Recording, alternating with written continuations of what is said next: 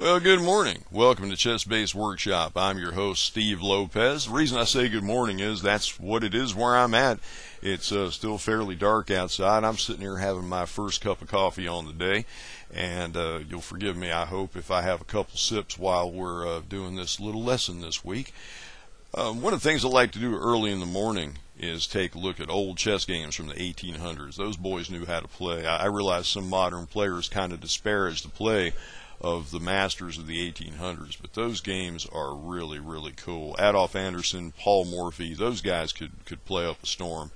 The game I'm looking at right here, I've picked for a reason. What we're going to look at in this week's chess-based workshop is a new feature of Fritz 12. It's called the measurements pane. It's down here in the lower right corner of the screen. And what it is like a dashboard of a car.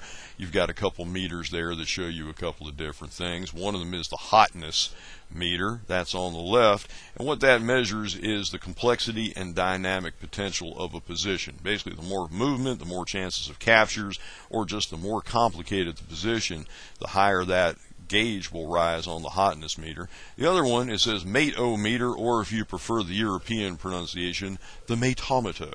And what that is, it shows you the potential for checkmate in a given position.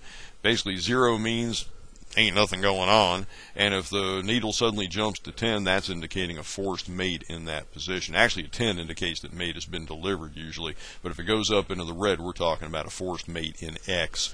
And we'll see that in this game, as a matter of fact, as we go on. First, we're going to rearrange the board just a little bit, or the screen a little bit. We're going to get rid of the clocks, first of all. And I was going to show you the engine pane, because these things have nothing to do with an engine running. You can have an engine idle, totally, not even have an engine loaded, and as you play through a game, these meters will move. So let's have a look here. We'll make a move on the board, and you see the little red light comes on right here in the measurements pane. What that means is it's thinking for a moment, and the needles are about to move. So we'll move ahead another move, then we'll jump out to here where Napoleon brings his queen out with a question mark. By the way, notice the gauges are moving, and the engine pane is not active at all. You don't have to have an engine running to have these meters move. So we're going to get rid of the engine pane to get a better look at the meters. Hotness has jumped up. Apparently, queen activity, or bringing the queen out, is a measure of hotness. That does help the needle go up. Matometer's not doing anything. It's just sitting there. So, of course, the Turk, now, we call it the automaton. We're not sure which of the chess playing machines of the time Napoleon was actually playing, but we're pretty sure it was the Turk. I'm going to say it's the Turk. I don't like saying the automaton, because if you try to say it too fast, your tongue ends up sticking out your ear, and I don't want that to happen. So we're going to call it the Turk. The Turk plays knight c6, and you see the gauges move a little bit more. Now here's where it gets fun. Napoleon plays bishop c4, and suddenly the matometer jumps up and the hotness jumps up. Now, why does it do that? Well, here, let me do the Vulcan nerve pinch. I need 3 fingers on the keyboard to make this happen. I want to put some red arrows on the board. So we'll go here, and we'll go here. It's the good old gang up on F7, where if the queen comes here, that's going to be an instant checkmate on the black king. So that's why these meters have jumped up. Napoleon is trying to play the oldest trick in the book, and it's not going to work because the Turk, and by the way, we think it might have been Allgaier, if I remember correctly. It might have been the guy who was signaling the moves to the person inside the box, making the Turk make the moves, but we don't know for sure. So, but the Turk, whoever's operating the Turk, sees it coming, throws the knight out there and blocks it. And you see the meters drop back down again. No mate potential in this position, so the matometer drops down to about a 1, and hotness drops down a bit. Now, I know you're going to ask this question. I'm going to get emails, I'm going to get calls, I'm going to get all kinds of questions about this. What do the numbers mean? What is the difference between a 4.2 and a 4.4 on the hotness gauge? The difference is 0.2. It means really not a whole lot. What it is, individual numbers don't mean so much as watching the activity of the needle moving around the dial. That's what's important, is didn't the needle go up? Did the needle go down? As to what the exact increments are and what they represent, that's not nearly as important as just the general movement of the needle. Is the needle going up? Is the needle going down? Is it in the yellow? Is it in the red? Is it down at 0? That's the important stuff.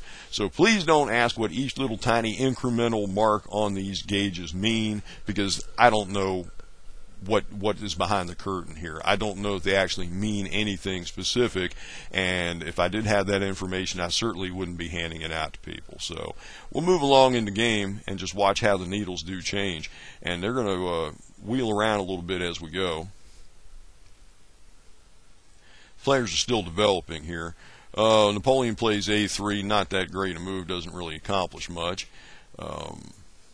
Again, the pieces just keep coming out. It gets really nuts later in this game, though. But at this point, we're still developing. Now we got a bishop comes out to g4, and because the queen is attacked, we see the hotness gauge goes up. It creeps up to about a 5. The queen gets out of the way, and the hotness gauge drops back down just a bit. Bishop under attack, hotness jumps up. So we can notice something already, and that is that when a piece is attacked, the hotness gauge does tend to rise. So when that threat is dealt with or eliminated, then the hotness gauge will tend to go down. Or in a case like this, it'll jump up. Bishop takes on e2, so the bishop is now forking the white queen and the white rook. So the hotness gauge is almost up into the yellow. But white takes care of the threat, obviously, and the hotness gauge creeps back down, but there's still a lot of activity on the board. So we're still seeing a fair amount of hotness registering on that gauge. There's a fair amount of dynamic activity on this chessboard. Queen under attack, boom, there goes the hotness gauge going up, and now that black is starting to aim at white's castled position, you're starting to see activity with the mateometer. It's creeping up just a little bit. There's not a lot of mate potential in this position. But if black can continue to get pieces over onto that side of the board, I think you're going to see more activity with the mateometer.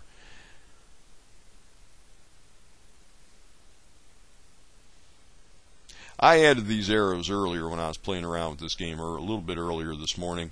This is why the needles stay pretty high up there, is because you've got a fork potential here.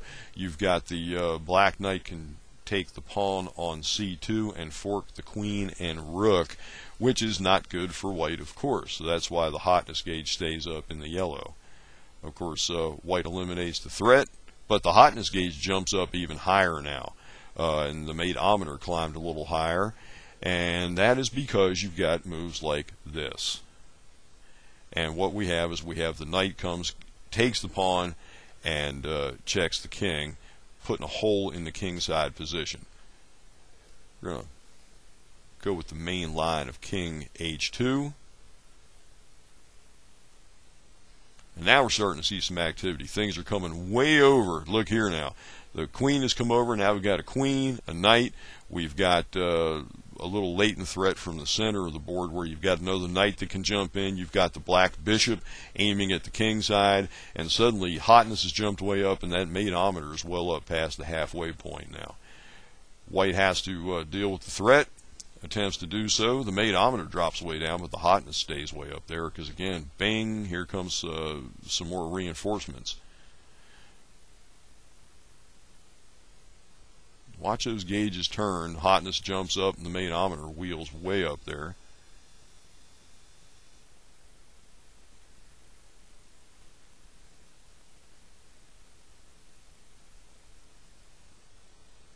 Skip ahead a bunch of moves here because I want to get to a really interesting part of this game. King's in trouble. We got a great king hunt about to happen here, and the Turk, now hotness has jumped up. Hotness is pegging.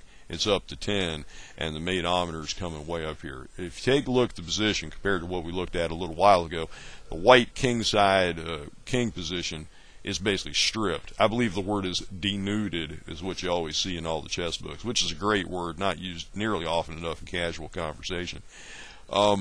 White's in a load of trouble here. I mean, it's really just a matter of time. So although there's not an immediate forced mate in X in this position, which is why the mateometer is up between 5 and 6, the hotness has just pegged. I mean, it's off the chart here because white is just going to be running at this point.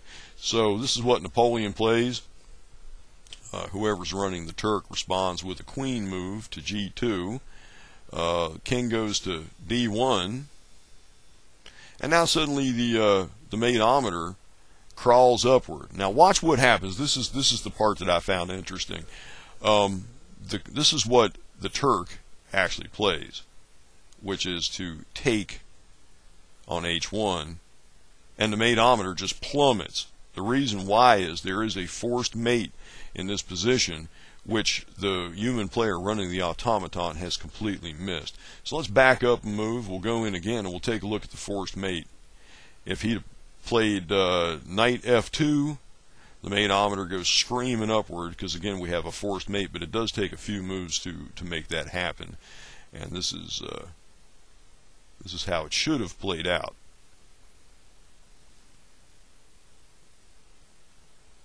And the mateometer keeps climbing a little higher and a little higher. The closer we get to mate, the higher that needle moves. Watch the move, watch the needle. There it moved again. King goes to F1. At this point we have a forced mate, and when that mate is delivered, mateometer goes up to 10. So when there's mate on the board, that's what a 10 on the mateometer means, is mate is there. It's happened already. Let's jump back to the game, though. This is the position where whoever was running the Turk made the mistake of capturing instead of going into that forced mating sequence. No big deal. I mean, the handwriting is on the wall for Napoleon. He's all but done here. But the game continues in this manner. This was an interesting move that Fritz saw. Of course, the mateometer goes screaming up, as does the hotness meter. Basically, at this point, it's a forced mate, period. But Fritz saw where the game could have been extended by one move just by doing a spite check with the bishop. King has to get out of the way, and then it plays out kind of similar to what you see in the actual game. But instead of the spite check, Napoleon instead decides that he's still going to try to save himself. So he goes here, but it's hopeless. Bishop takes with check. He takes, and now mate has been delivered, and check the mateometer. Bing, up to a 10. So that gives you a little bit of an idea what these meters do. Each little marked increment on these meters don't mean as much as the meters going up and down. It's a great little tool for beginners. As you're playing a game against Fritz, you can have these meters running, and you can have a look at how the dynamics of the position change in a very visual, graphic way. I find this feature endlessly fascinating. I've been playing with this thing like crazy ever since I got my Fritz 12. So when you get your Fritz 12 program, after you've ordered it and it arrives, please do have a look at this. It's a pretty cool little tool, and it's a lot of fun to play around with, especially when you're going back and playing over those dynamic, wild games of the 1800s, where you'll see these wild swings on the hotness gauge and the mateometer gauge, these two new measurements gauges that you'll find in Fritz 12. Well, that's Chess Base Workshop for this week. Till next week, have fun.